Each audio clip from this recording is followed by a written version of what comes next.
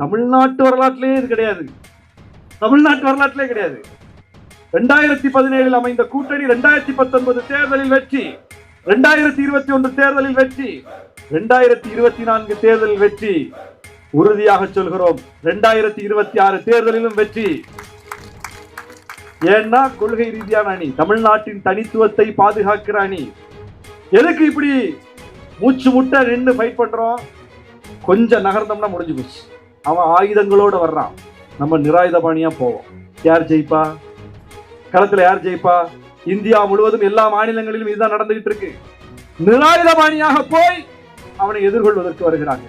தமிழ்நாட்டின் தனித்துவம் என்னன்னா, அவன் ஆயுதத்தோட வர்றானா, அதை விட வலிமையான ஆயுதங்களோட நாமும் களத்துல நிக்கிறோம். வா போட்டு பார்க்கலாம், வா.